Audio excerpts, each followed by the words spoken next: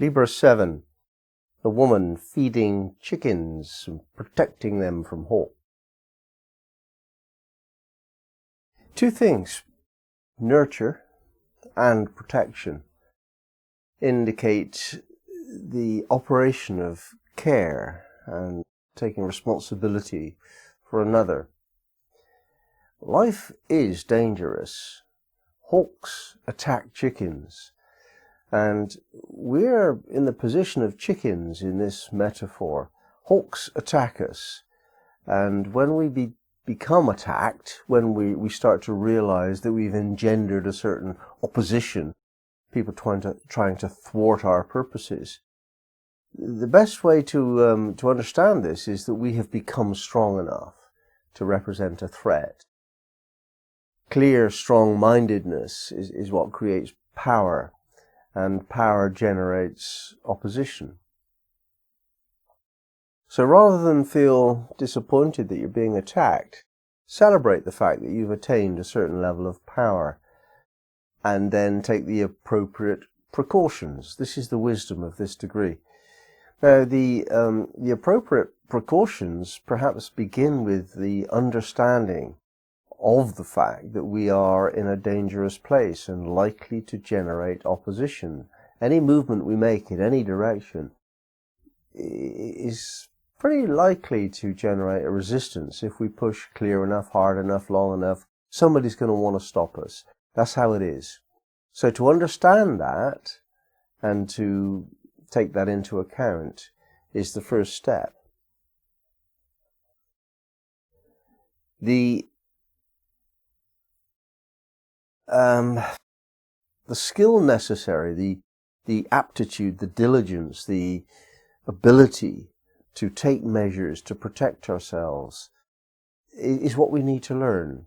It's part of the soul's journey on earth to learn that the operation of life down here is complex and by no means straightforward. To work out how to skillfully manipulate our position in life so that we are safe and we do attain some measure of success. This develops the mind. This develops the ability of the mind to strategize. Now, what else is the mind for? The mind takes us out of the here and now. It takes us into remembering the past and planning or predicting the future. It moves us away from our link to the here and now. So it's kind of the distraction on the one level, but it is what distinguishes us quite clearly from the animal kingdom. So it is quite important for us as human beings to learn what to do with the mind, and to play with it is quite useful, but also to work with it.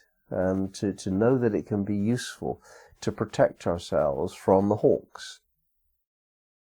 So to develop strategies, which in other words, we look at the past and we notice what happened, perhaps even somebody else's past experiences by reading books and articles and so on.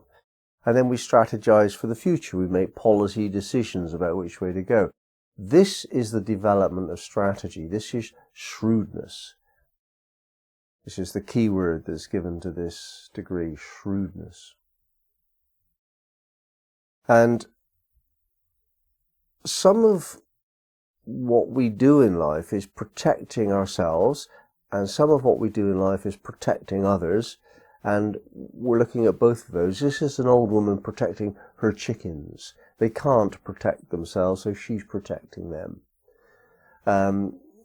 The choice we have about who to protect, who to offer nurture, is an important one. Do we take care of our kids? Yeah, of course we do. What about other ones, other people's kids? Do we look after them? What about adults who can't quite cope with life? Do we take care of them? What about strangers who are just not familiar with the situation? Do we offer them help? This kind of decision about how much we offer nurture to others is a factor in how well we protect ourselves. We've only got a limited amount of oomph to guard against the world's attacking forces. And if we apply it to others, taking care of them, we become more vulnerable ourselves. And yet if we don't apply our ability to protect to another person, then we've missed out on a very important life lesson, something that would treat us a degree more humility and appreciation for the value of life. So we're looking to find a very nice balance between how much we want and how much somebody else wants, how much we assert and how much we accept of nature, how much we care for others, how much we care for ourselves. We're trying to find the right balance. And this is the operation of wisdom, is to try to find enough but not too much of whatever energy or resource we're discussing. This sense of balance leads us to understand the deepest sense of what collaboration means. Collaboration, working together, is an inevitable result of moving forward in life. You're bound to find someone that you have to work with.